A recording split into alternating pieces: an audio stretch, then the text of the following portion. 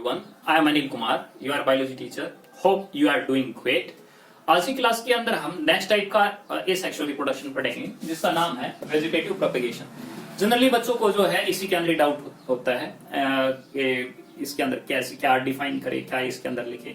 तो देखते हैं इसके अंदर। तो फर्स्ट देखिए वेजिटेटिव एंड फिर देखिए प्रोपेगेशन। तो प्रोपेगेशन का मतलब क्या है? प्रोपेगेशन का मतलब है रिप्रोडक्शन। एंड रिप्रोडक्शन किसकी वजह से हुआ? उसकी वेजिटेटिव बॉडी के साथ। पर्टिकुलरली इस टाइप का जो रिप्रोडक्शन है वो पाया जाता है प्लांट के साथ है। तो बॉडी किसकी है? प्लांट की है। तो प्लांट की बॉडी के अंदर क्या पाया जा सकता है? रूट पाई जा सकती है, स्टेम पाया जा सकता है, या फिर लीफ जो है वो पाई जा सकती है। अगर रूट की हेल्प से एक नया ऑर्गेनिज्म बन जाए, या फिर स्टेम की हेल्प से नया ऑर्गेनिज्म बने, या फिर लीफ की हेल्प से अगर नया ऑर्गेनिज्म बन जाता है, तो उस टाइप के रिप्रोडक्शन को हम क्या कहेंगे? Vegetative propagation. ठीक है, तो how can we define it कि what is a vegetative reproduction? How can you define it? So it is a type of asexual reproduction that occur in plant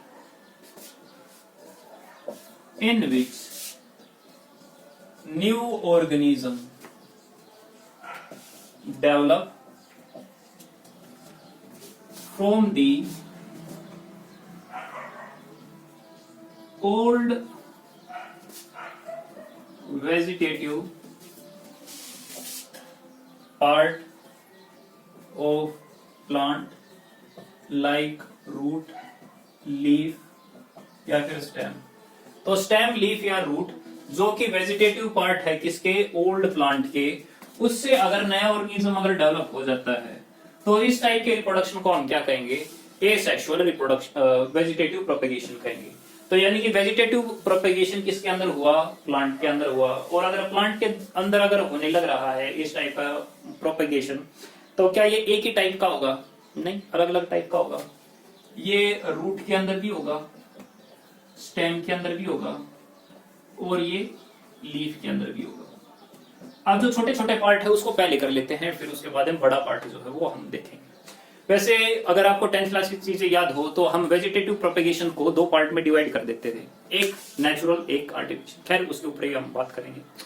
but अगर हम पहले यहां पर देखें तो जैसे कि स्वीट पोटैटो हो गया, एस्पेरेगस हो गया, तो इनकी जो रूट है उनके अंदर बड होती है। Bud can be adventitious, exit position पे हो सकती है, ठीक है, या तो नोड की जगह पे होगी या फिर किसी और जगह होगी। तो जनरली एडवेंटिशियस बड होती है। एंड जो बड है वो give rise to new plant. जैसे स्वीट पोटैटो के अंदर आप देखते हो, वहां पर अगर आप स्करगंदी को अगर आप देखें तो उसके ऊपर छोटी छोटी बड जो है वो देखने को मिलेगी। अगर पानी अगर उसको अवेलेबल हो जाए तो वो बड जो है जर्मिनेट कर जाती है और एक नया प्लांट जो डेवलप कर देती है। एक छोटा सा ही एग्जांपल है लीफ का भी, जैसे कि ब्रायोफाइलम। ब्रायोफाइलम, तो ब्रायोफाइलम का अगर हम लीफ अगर देखें तो उसका जो लीफ है, तो उस लीफ के ऊपर ही कई सारी बर्ड्स हैं। And these bird germinate over the plant. इनका वेट जो है वो बढ़ता है, एंड वेट जब बढ़ता है तो उसके बाद में ये गिर के आ जाती है नीचे लैंड के ऊपर, और लैंड के ऊपर गिरने के बाद ये एक नया प्लांट जो है बनाना जो है वो स्टार्ट कर देती है। तो इसके जो लीफ है यानी ब्रायोफाइलम के जो लीफ है वो कुछ स्पेशल टाइप के हैं। They has bird. नॉर्मली एक जो प्लांट जो है उसकी लीफ के ऊपर बर्ड जो है वो नहीं पाया जाता, लेकिन इनके जो है पाया जाता है। तो यही जो बर्ड जो है उसके द्वारा जो है ये प्रोपेगेशन जो है कर पाते हैं। तो Bryophyllum has adventitious buds which fall down to land and germinate to give new plant, ठीक है, इस केस के अंदर होता है। वैसे तो और भी अलग अलग हैं, ठीक है, बट ब्रायोफाइलम का जो नाम जो है वो काफी पॉपुलर है। एक है एडेंटियम। एडेंटियम के अंदर जो लीफ है उसके ऊपर, टिप के ऊपर ही जो है बड पाई जाती है, और जो बड है वो अपने आप को प्रोड्यूस करती है, एक नया स्टेम जो है वो बनता है, नया रूट बनता है, एंड फिर उसके बाद नया प्लांट जो है डेवलप हो जाता है। इसी वजह से उसको हम वॉकिंग फॉर्म जो है वो बोलते हैं, ठीक है। तो एडेंटियम का जो नाम जो है वो आप याद रखेंगे। जो काफी ज्यादा कंफ्यूजिंग एंड काफी ज्यादा डिटेल के अंदर दे रखा है वो है स्टेम, ठीक है जी। अब स्टेम की अलग अलग कैटेगरी बना रखी है अभी। कुछ होते हैं अंडरग्राउंड स्टेम,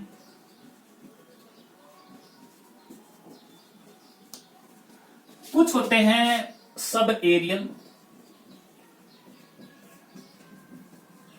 और कुछ होते हैं एरियल स्टेम। तो स्टेम नॉर्मली होता क्या है, थोड़ा समझते हैं भाई। हम बहुत ही एक पुरानी ड्राइंग जो है वो करते थे। नीचे जो है हमने ऐसा वी बना दिया, तो ये इसकी ब्रांचेज होगी, एंड ऊपर जो है हमने एक बड़ी सी कैनोपाई जो है वो हमने बना दी। ये हमने कह दिया ये स्टेम हो गए, और ये जो है रूट हो गया। तो नॉर्मली स्टेम की आदत क्या है भाई, कि वो सीधा हो, इरेक्ट हो। लेकिन क्या ये हर केस के अंदर पॉसिबल है? है पॉसिबल। एग्जांपल देखते हैं भाई, जैसे ग्रासेस के अंदर देखते हैं आप, तो ग्रास का स्टेम होता है या नहीं होता? कुछ सोइल्स के ऊपर होता है, बिल्कुल होता है। अगर कुछ सोइल के ऊपर होता है तो क्या वो स्टेम है? हाँ, वो स्टेम ऊपर खड़ा नहीं है, नीचे है। वाटरमेलन का देखो, वाटरमेलन का स्टेम होता है, बिल्कुल होता है। क्या वो सीधा है? नहीं। कई सारी बेल हैं, उनका स्टेम होता है, लेकिन वो स्टेम उतना ज्यादा स्ट्रॉन्ग नहीं है, वो स्टेम जो है नीचे रह जाता है। जिंजर का देखो, स्टेम क्या ऊपर की तरफ नहीं। तो नॉर्मली हम समझने के लिए जो है दो कैटेगरी बना देते हैं, एक मॉडिफाइड और एक नेचुरल। एक तो नॉर्मल नेचुरल स्टेम है, जैसे कि अपना ये, और कुछ जो है मॉडिफाइड स्टेम होते हैं। Modified stem can be underground, यानी कि ग्राउंड के अंदर। स्टेम नॉर्मली होता नहीं है, लेकिन अगर कोई स्टेम अगर नीचे आ जाए, यानी कि सोइल के अगर नीचे आ जाए, तो उस स्टेम को हम क्या कहेंगे? Underground stem. कुछ होता है सब एरियल। एरियल यानी कि एयर सब, यानी कि उतना हवा में नहीं है, हवा के नीचे ही है, यानी कि स्टेम सोइल के ऊपर तो है, लेकिन इतना नहीं है कि वो बिल्कुल खड़ा रह सके, यानी कि हॉरिजॉन्टली जो है वो ग्रो करता है। कुछ जो है एरियल स्टेम होते हैं। अब इसको जो है शॉर्ट के अंदर हम देखते हैं क्या क्या इसको कैसे डिफाइन किया जा सकता है। तो पहले हम ले लेते हैं अंडरग्राउंड स्टेम को। So they are different type of underground stem. कौन कौन से हैं भाई? ट्यूबर है, बल्ब है, कॉर्म है, राइजोम है, सकर है। एक एक करके इनको देखते हैं। ट्यूबर, ट्यूबर का मतलब क्या है? एक स्वेलन स्ट्रक्चर, स्वेलन स्ट्रक्चर है। जनरली अनऑर्गेनाइज है, उसका कोई शेप सा स्ट्रक्चर नहीं होता। जैसे एग्जांपल देखें हम पोटैटो का, पोटैटो कहां होते हैं? सोइल के ऊपर या नीचे? सोइल के नीचे ही होते हैं। तो सोइल के नीचे जो पोटैटो हमें पाया जाता है एक ब्रांच के साथ, तो हम उसको रूट क्यों नहीं कह देते? क्योंकि वो सोइल के नीचे प्रेजेंट है। बिकॉज जिसके साथ में सोइलन स्ट्रक्चर प्रेजेंट है, उसी स्टैक के साथ में जो है नोड एंड इंटरनोड जो है वो प्रेजेंट है। Node and internode is an basic fundamental character of a stem.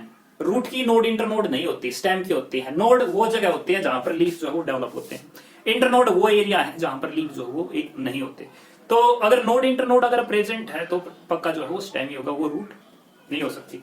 लेकिन इसके एंड पे क्या है? एक स्वेलन स्ट्रक्चर है। अब स्वेलन स्ट्रक्चर तो है, तो हमने क्या कह दिया? It is A tuber. तो ट्यूबर को कैसे डिफाइन करें? एक अंडरग्राउंड स्टेम है जो डेवलप होता है base of the main stem की। जो मेन स्टेम है उसके बेस से डेवलप होता है और टर्मिनेट हो जाता है एक स्वेलन स्ट्रक्चर के अंदर, जिसके अंदर बड प्रेजेंट है। और बड की कैरेक्टरिस्टिक है कि वो एक नया ऑर्गेनिज्म जो है वो डेवलप कर सके, ठीक है। बल्ब भाई, बल्ब क्या है? आपने देखा होगा ओनियन के अंदर, जो ओनियन है खाया भी होगा। कुछ तो होते हैं बेस पर छोटी छोटी इसकी ब्रांच, छोटे छोटे स्ट्रक्चर जो होगी, और एक इसके ऊपर जो है जिसको हम खाते हैं एक ऐसे स्ट्रक्चर। थोड़ा थोड़ा इमेजिन कर लो कि ऐसा कुछ है। तो ये जो छोटी छोटी स्ट्रक्चर है ना जो इसके नीचे आई हुई है, actually these are the roots. और जो ये एक बड़ी सी डिस्क है जिसको हम खाते नहीं है, काट के जो हम अलग कर देते हैं, दैट इज द स्टेम।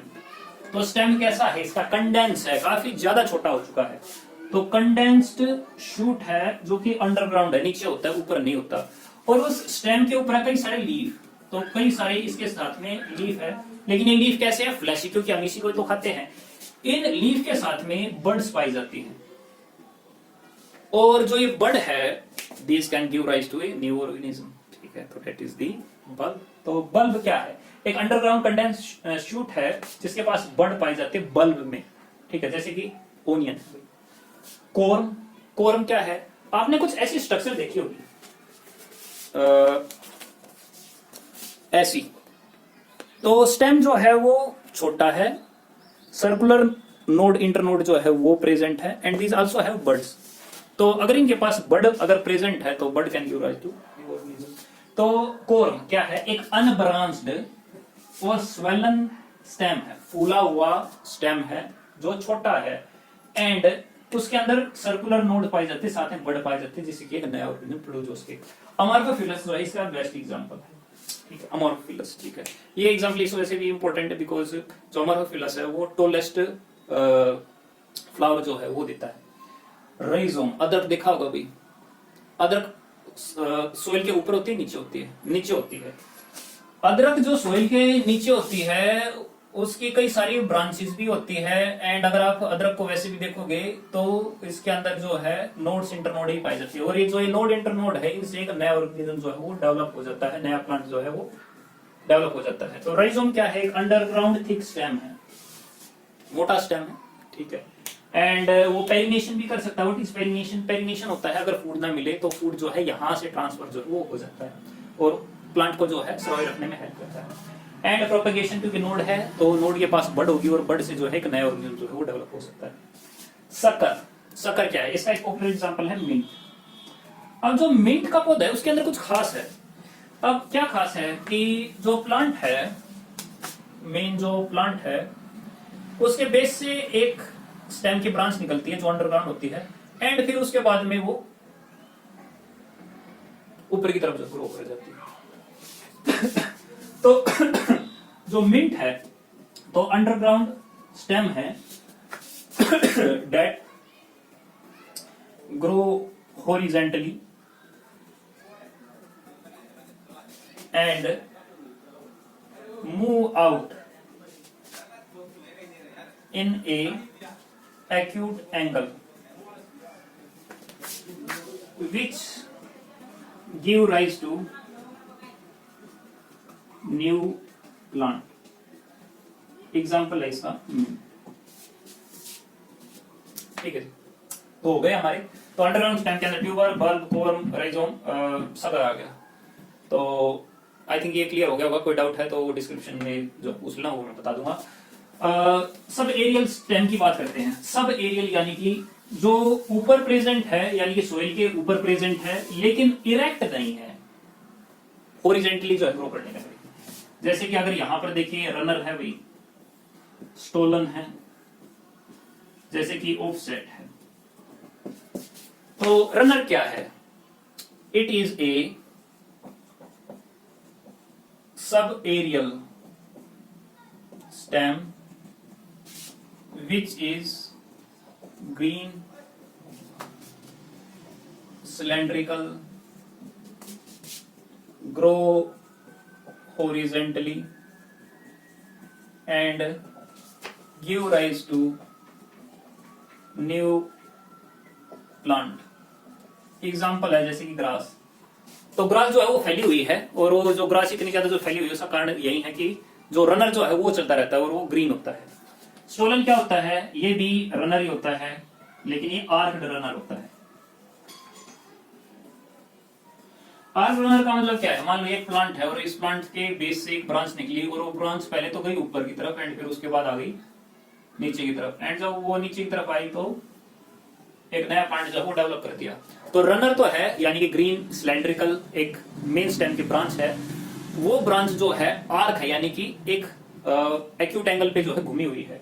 तो arc runner that give rise to new plant and prevent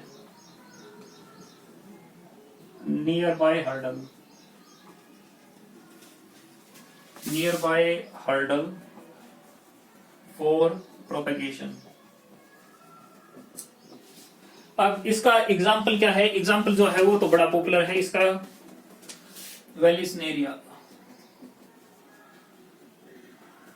तो वेलिस्नेरिया का एग्जांपल जो है आपने पहले भी सुना होगा, स्ट्रॉबेरी हो गया, वो भी इसका एक पॉपुलर एग्जांपल है।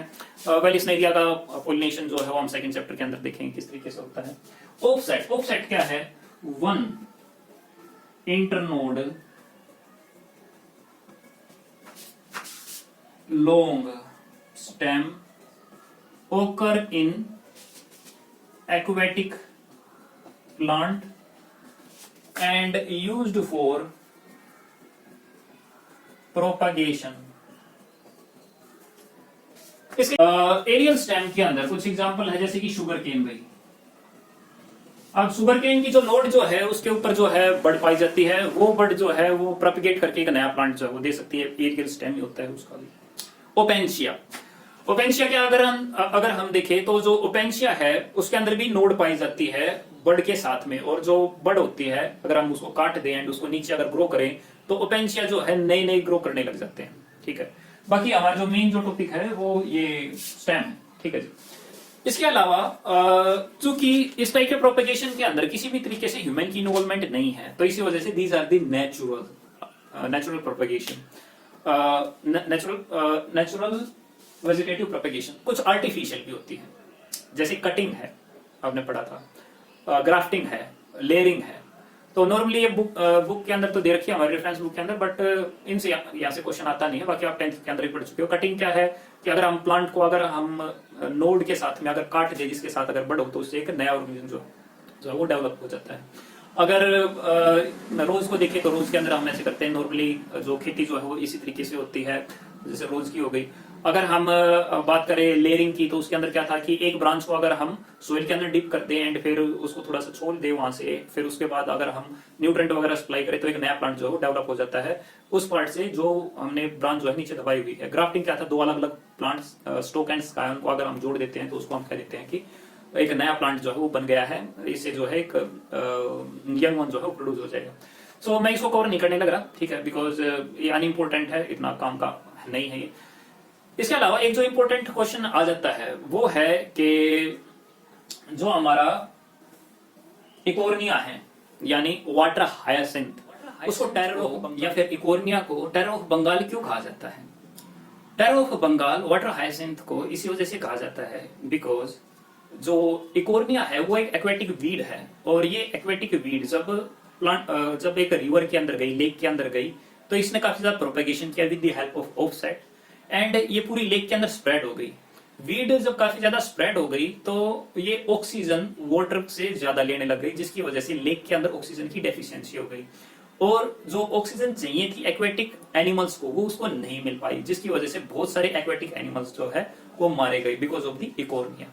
एंड जो पीपल फिशेज के ऊपर डिपेंडेंट थे उनकी भी डेथ हो गई। उसी टाइम पे जो है अकाल भी गिरा हुआ था, एंड जो एग्रीकल्चर के लिए जो फूड जहां से फूड आता था वो भी नहीं आ पाए, यानी जो राइस जो है वो भी नहीं आ पाए और फूड भी नहीं आ पाए, जिसकी वजह से बंगाल के अंदर बहुत सारे पीपल जो है भूखमरी की वजह से जो है मारे गए। इसी वजह से वाटर हायासिंथ को हम टेरर ऑफ बंगाल भी कहते हैं। अगर हम देखें ये इंट्रोड्यूस क्यों हुआ था, तो because of its beautifully hair. अगर आप देखें तो इस फ्लावर जो है ये काफी ज्यादा ब्यूटीफुल है। हमारे एक टॉपिक जो है वो और बचा हुआ है, वो है हमारा या फिर माइक्रो प्रोपेगेशन। माइक्रो का मतलब क्या है? माइक्रो का मतलब होता है स्मॉल, तो micro means small, and propagation, propagation यानी कि न्यू ऑर्गेनिज्म का प्रोडक्शन। तो हम इसको कैसे डिफाइन कर सकते हैं? It's an artificial method, it is an artificial type of reproduction in which a part of plant is used to produce large number of plants in laboratory। तो एक आर्टिफिशियल टाइप है रिप्रोडक्शन का, जिसके अंदर जो प्लांट जो है उसका छोटा सा पार्ट लिया जाता है, उस छोटे से प्लांट पार्ट को कहते हैं हम एक्स प्लांट, उसको लिया जाता है एंड उससे कई सारे प्लांट जो है वो डेवलप कर दिए जाते हैं। अब ये होता किस तरीके से है? एक छोटा सा पार्ट लिया एंड उससे कई सारे प्लांट जो है वो प्रोड्यूस हो गए। तो लेट्स से ये एक प्लांट है एंड ये प्लांट की एक छोटी सी बड है। इस बड को अलग निकाल लिया और एक टेस्ट ट्यूब के अंदर हमने ग्रो किया।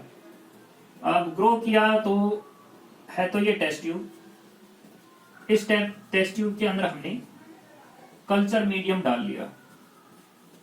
उस कल्चर मीडियम के अंदर हमने जो पार्ट डाला है उसको बोलते हैं हम एक्सप्लांट। ये वही पार्ट है जो हम यहाँ माइक्रो की बात करने लग रहे थे। इस कल्चर मीडियम के अंदर हम इसको फूड भी प्रोवाइड करते हैं, हार्मोन जो है वो भी प्रोवाइड करते हैं, रेजिस्टेंस इसके अंदर डेवलप हो वो भी हम इसको प्रोवाइड करते हैं, वाटर भी जो है वो भी प्रोवाइड करते हैं, अगार वगैरह सारी चीज प्रोवाइड करते हैं। फिर इसको हम डालते हैं ऑक्सीन और साइटोकाइनिन की इक्वल रेशियो के अंदर, और जब हम इक्वल रेशियो के अंदर डालते हैं तो यहां पर बन जाता है एक मास जिसको हम बोलते हैं कैलस। अब व्हाट इज कैलस? कैलस जो है एक अनडिफरेंशिएटेड मास है, यानी कि सेल की डिवीजन तो होगी लेकिन सेल जो है वो डिफरेंशिएट नहीं हो पाई, ना रूट के अंदर और ना ही स्टेम के अंदर। तो जब उनकी डिफरेंशिएशन नहीं हो पाती, खाली कई सारी सेल जो है वो डिवाइड होकर के इकट्ठी अगर हो जाए तो हम उसको क्या देते हैं? Callus. Callus has the potential to make each and every cell into a new organism. तो इसी वजह से इन सेलों को हम पास करते हैं रूटिंग मीडियम के अंदर। उस रूटिंग मीडियम के अंदर जो ऑक्सीजन है उसकी अमाउंट ज्यादा होती है, एंड ऑक्सीजन की अमाउंट जब काफी ज्यादा होती है तो यहां से काफी सारी रूट जो है वो डेवलप होने लग जाती है। फिर हम इसको डालते हैं एक शूटिंग मीडियम के अंदर। इस शूटिंग मीडियम के अंदर साइटोकाइनिन की अमाउंट ज्यादा होती है, जिसकी वजह से कई सारे प्लांट जो है वो डेवलप होने लग जाते हैं, जिसके साथ में रूट भी काफी सारी जो है वो डेवलप हो जाती है। एंड अल्टीमेटली एक प्लांटलेट को अगर हम अलग कर लें तो फिर उससे जो एक नया प्लांट जो है वो डेवलप हो जाता है, और हर एक प्लांटलेट जो है एक नया प्लांट जो है डेवलप कर देता है। तो व्हाट इट मींस, तो हम एक प्लांट का एक छोटा सा पार्ट लिया, उसको एक कल्चर मीडियम के अंदर हमने ग्रो किया, एंड कल्चर मीडियम के अंदर जब ऑक्सीजन साइटोकाइनिन की इक्वल अमाउंट डालते हैं तो फिर एक कैलस बन जाता है। एंड कैलस के अंदर पोटेंशियल होता है कि उसकी जो सेल जो है वो एक नया ऑर्गेनिज्म डेवलप कर सके। हम कहते हैं कि उनके अंदर टोटियोपोटेंसी ज्यादा होती है। टोटियोपोटेंसी यानी total potency to make a new organism. तो जैसे रूटिंग मीडियम के अंदर डालते हैं रूट डेवलप हो जाती है, शूटिंग मीडियम के अंदर डालते हैं तो स्टेम जो है वो डेवलप होने लग जाता है। जब एक स्टेम और रूट डेवलप हो चुकी है तो एक प्लांटलेट बन चुकी है। उस प्लांटलेट को जैसे ही हम अंदर बाहर अगर हम ग्रो करवाते हैं तो उसका एक नया प्लांट जो है डेवलप होता है। सो आई एम होपिंग कि आपका जो ये हाफ पार्ट जो है वो समझ में आ गया होगा। हाफ पार्ट जो है हम नेक्स्ट वीडियो के अंदर करेंगे। सो कीप वॉचिंग, ठीक है।